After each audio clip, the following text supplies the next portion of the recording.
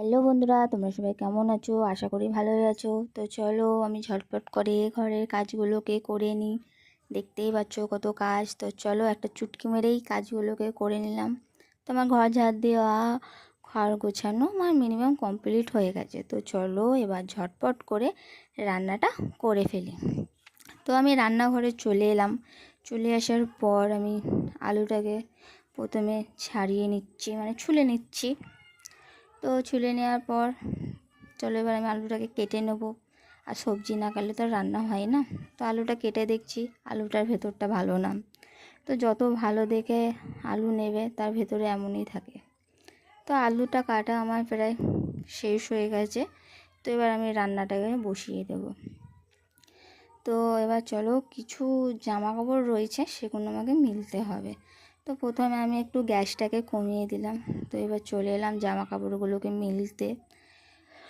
জেঠিমা কোন সকালে জামা কাপড়গুলো কেচে দিয়ে গেছে, সেই 7টার সময় জামা কাপড়গুলো কেচে দিয়ে গেছে। আর এখন বাজে 12টা। তো আমি 12টার সময় জামাগুলোকে মিলছি। কী করবো বলো, একা হাতে সংসার, তো এর জন্য পেরে ওঠা যায় না। তো যখনই ফাঁকা পেলাম তো এখনই মিলে দিচ্ছি।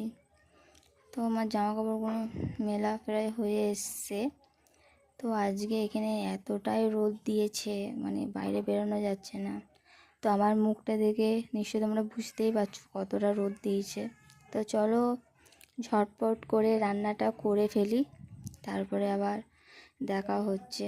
তো আজকে রান্না করেছি হলো, এইটা হলো ভাত, আর করেছি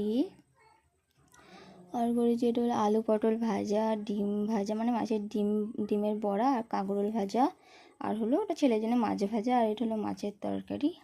আর কিছু করিনি, এত গরমে করতে আর ভালো লাগে না। তো রান্নাঘরে তো ঢোকাই যায় না 10টার পর থেকে। যাই হোক করলাম। তো এবার বাবুকে ঘুম পাড়িয়ে দিয়েছি, বাবু ঘুমাচ্ছে। তো আমি এবার ঝটপট করে চানটাকে সেরে ফেলি। তো চলো চানটা করে আসি। তো চান করা আমার হয়ে গেছে। হয়ে যাওয়ার পর আজকে যেহেতু আমি শ্যাম্পু করলাম, কালকে শনিবার শ্যাম্পু করতে পারবো না, যেহেতু আমার ছেলের মানে জন্মবার। সবাই বলে যে মানে ছেলে যেবারে হয় সেইবারে নাকি শ্যাম্পু করতে নেই।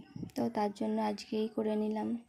তো এবার ভালো করে আমি ক্রিমটাকে 2 গালে ভালো করে মেখে নিচ্ছি।